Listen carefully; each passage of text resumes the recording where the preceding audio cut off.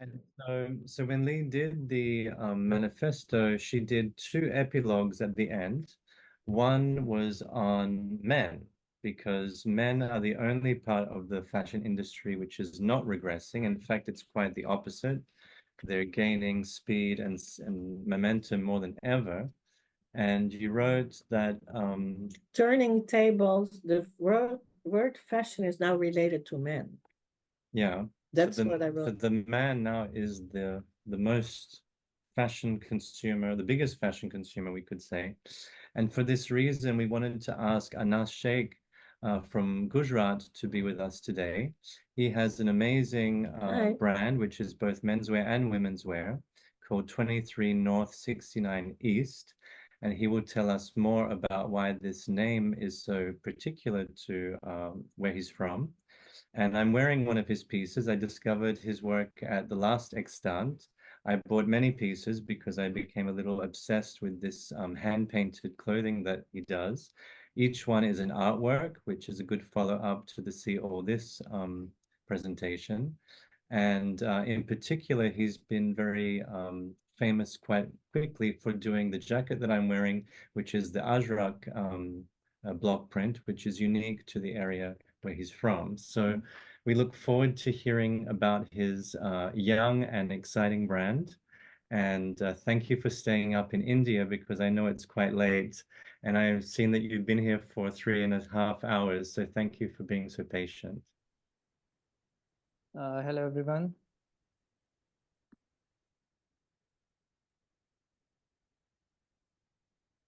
Can you see my screen?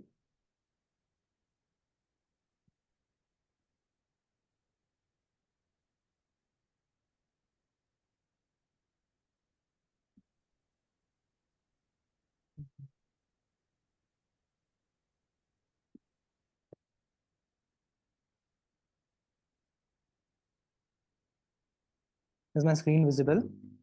Yeah, perfect. Thank you, Anas. Hi, my name is Anas Sheikh and I am a textile artist.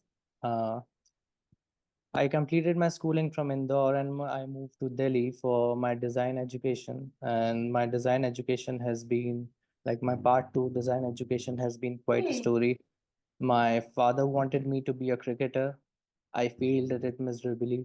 And then he wanted me to become an engineer because my siblings are good at studies. So he thought I would be the same. I failed at it again. And so he asked me what I wanted to do. And the easy way I thought of was to tell him I wanted to become a fashion designer. But I didn't know I was calling for sleepless nights and cutthroat deadlines. So yeah, but I think it was my calling. And when I moved to Delhi for my design education, I realized I like to work with hands a lot. And I participated in projects which involved a lot of hands. So yeah, and that's when our internship phase arrived in third year, where we wanted to go for internships with different design labels.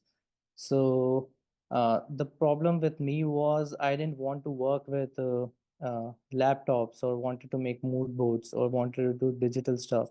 And that's where I was stuck. I didn't have any idea where I wanted to go. And right before our internships, we had a project. We had a denim project, which was in association with 1111. So the founder of 1111, Mr. Himanshu Sani, took us to Gujarat. They introduced us to various crafts, and they introduced us to how to make, yarns, our own yarns using cotton, and they made us meet with the artisans, block printers, clam dyers. And I think that's where the interest was sparked. And I contacted the brand and I wanted to intern with the artisans. And they sent me to Gujarat for a 4-month internship. This is Mr. Junaid Ismail Khatri. He is one of my mentors from internship. He is a well-known block printer and a maestro of the craft. Uh, Jabbar Khatri and Abdullah Khatri. These brothers are well known for their bani and clam dyes. So these were my mentors throughout the internship. So yeah, this is the room I used to stay in. when I was interning with the artisans, and there were three beds, but almost six people used to sleep in this room. I don't know where, but somewhere below the beds they were.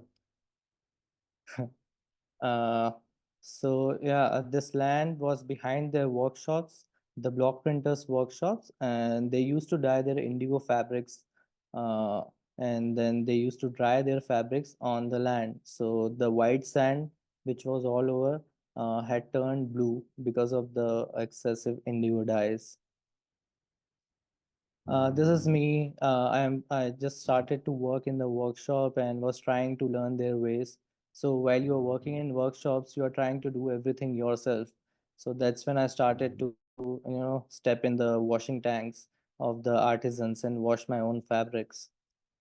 Uh, this is this is a public wash tank where the artisans from all over the village come and wash their fabrics. The washing starts at around 6 in the morning and it goes on till 5 to 6 in the evening. Yeah, and then I also learned about how to make a block. I made my own block. I wanted to learn everything out of this internship. So after the workshop hours, I used to visit their studios to learn the block. And the crack you see on the wooden block is because of me, as I was handling it carelessly. This is the design that I was working on. It's one of the oldest Ajrak designs that was found during the ancient times. Uh, and this is just me working on the block. I used to work in my off time.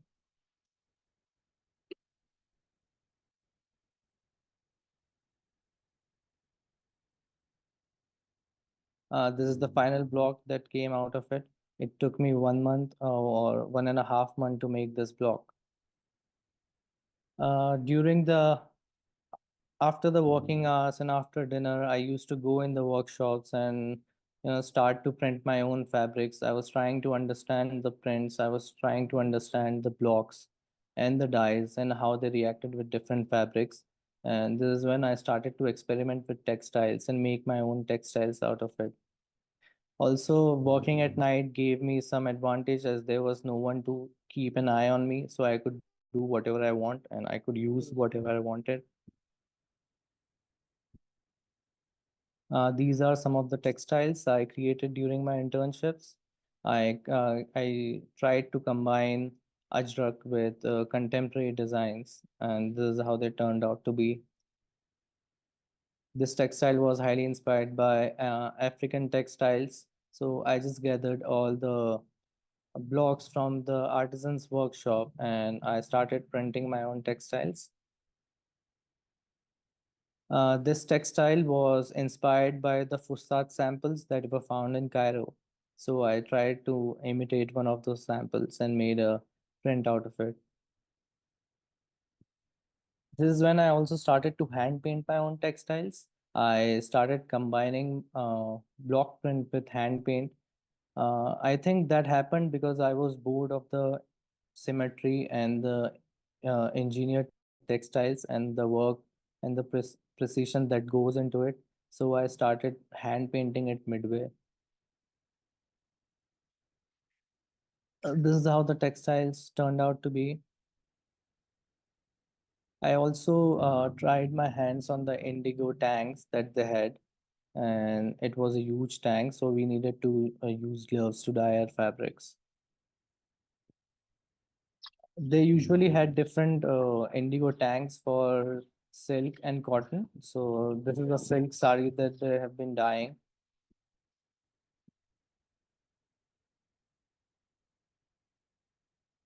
So we used to roam around a lot in the villages during my internship period, and we used to see people wearing colorful clothes. And these are all handmade clothes, which the women made by themselves, and the embroideries are hand done. I also used to see this shepherd throughout my internship, and one day I asked him for a photograph. and he was happy to give it to me. But then after the photograph, he asked for money, so I had to give him some money. This is a girl who was newly married in this house, and she made this garment by herself.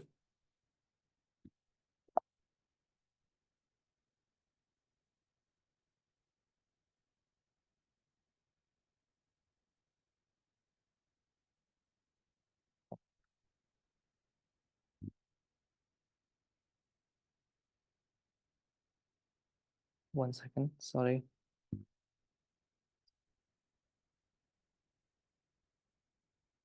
So, through my internship period, I mastered the art of dyeing, I mastered the art of block printing, but it was all very lonely.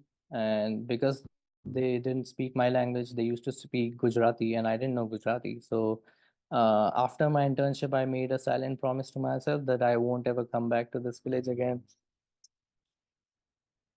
Uh, Talking about how I created my brand. So it's a story after pandemic. So we just came back from internships, and pandemic, we got stuck by pandemic. We came back to our houses. We were just 2 months away from our graduation project, but we had to leave it midway. After 6 to 8 months of staying at home and getting bored of each other, after the ease of some restrictions, I wanted to go out. I wanted to get away from home and do something else. People started to look for jobs, but there were no jobs in the industry. So I proposed a plan to the artisans, and I asked them if they want to collaborate on a collection, which they were kind enough to accept. And I was also accompanied by one of the co-founder of this brand, Anshita. So we went on, we made, one second, I'll share the screen.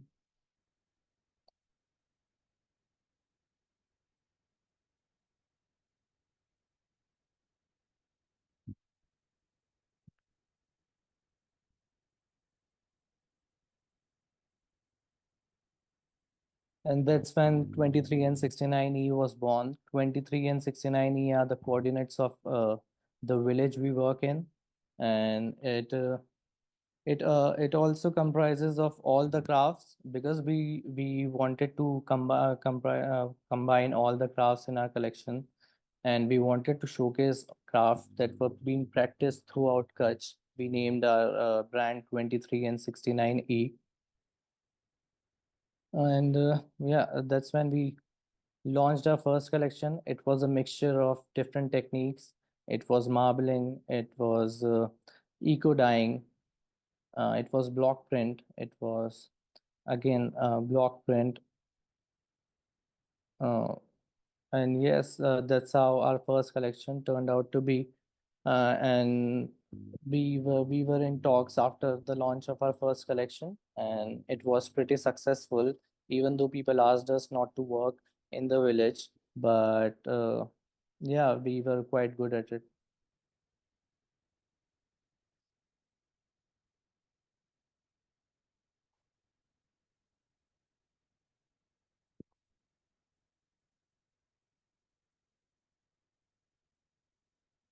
So by the end of my first collection, we got a pretty good response, and I realized I needed to go back to do another collection. And this time, while I was not collaborating with anyone, I had more things to experiment with. And that's when I tried to bring my internship ideas in and develop more on the textiles. So here, when you see the textiles, there'll be a combination of ajrak as well as hand painted techniques. And I tried to bring in more traditional Ajrak blocks, because that's the craft I've been working with for the last 2 years. And I didn't want to take away the essence of the craft from the textiles. So the reason you only see traditional blocks is because I want to only work with traditional Ajrak craft and not with contemporary designs.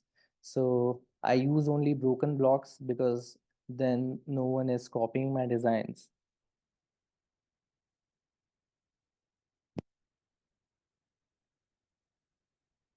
This is a textile I made using all the borders in the workshop, and it's pretty engineered and took me a lot of time to make. This textile was made using all the blocks available in the workshop, and we tried mix matching each block. While I only use traditional blocks, I also manipulate the surface using different techniques. I use rollers, I use brushes to give different effects to my textiles. This is a hand painted textile.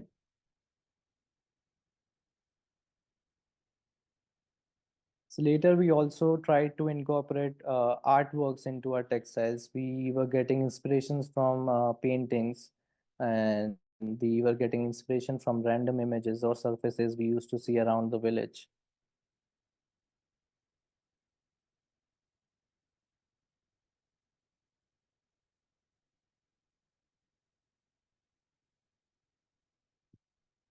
These are few videos of us hand painting our textiles.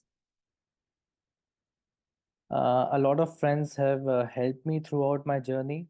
It would not have been possible for me to do it alone. And with each collection, I used to take a friend of mine who used to help me with the textiles and designing of fabrics.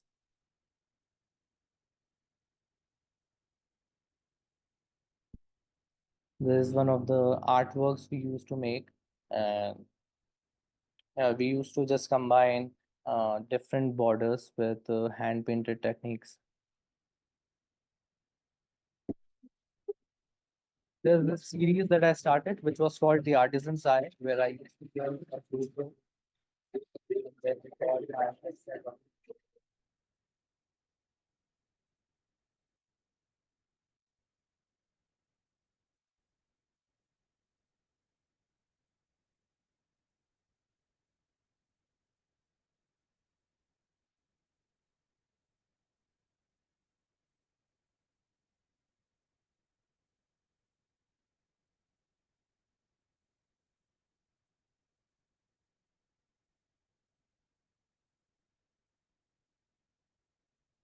this is a process that goes into it, making of a textile using borders.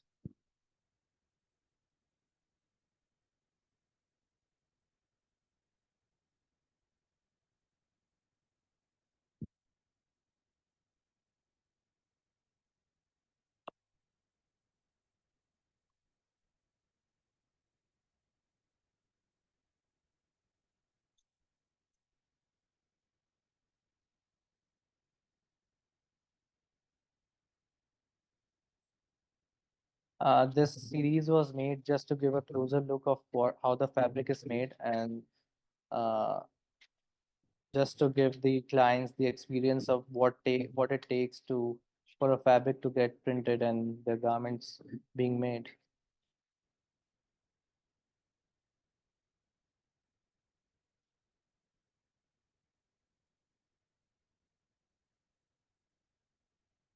So overall, my experience has been great with the artisans and working out with the artisans. But the Kachch artisans are well known for their hospitality and their kindness. But still, I was one of the outsiders in that village. It took me a long time to become one of their own. They used to laugh at my designs because it was completely out of what they used to do. They used to call my designs maps of the other another universe. Uh, but it took me some time to get used to it. I used to feel bad about it, but now no more. Uh, it's been 5 years now, and I have been a part of their community. I have helped artisans to make collections for their exhibitions, and I have helped organizations to make collections for menswear and women's wear. And yeah, I've worked with organizations such as Shrujan, which works with 3,000 women across Kachch and help them provide livelihood. So my greatest achievement working with the artisans have been that I established myself as an artist and I have gained acceptance in the community. I also had a lot of I also got a lot of opportunities working in this craft cluster, as after our first collection we got to work with the V&A Museum. We got an email from V&A Museum, but we thought it's a fluke because no one gets email from V&A Museum right after their first collection. But after further investigation we got to know uh, that it's real, and then we started working with V&A Museum. Then we exhibited in various places. We were featured in various publications, and then recently we got to do Extent, our very first international exhibit. So it was overall a very nice experience. And then I would like to talk about the. I would also like the theme of the forum is basically. So my designs, my garments you see and wear are not just designs or prints. They represent a part of me. A lot of it is inspired by my father because he owns a men's boutique. So the idea of customization came through him because I used to see him take measurements. The clients used to come and select fabrics. They used to get trials for their garments and then collect them. So uh, I got to learn about it from there. And then every aspect from silhouettes to print and each cut to pattern reflects what I want to wear myself. Because growing up there were not a lot of garments for men in the industry. Everything used to be for women. Every good print, every nice jacket, every beautiful garment would be for women, uh, because the shops thought that the women are good buyers and they spend a lot of money, whereas men do not. So growing up, I took it into my hands to make garments that I would like to wear for myself. I would like to wear to party or events I would feel comfortable in and I would feel confident in. So yeah, that's when I started to make garments and silhouettes which are more appeal to men.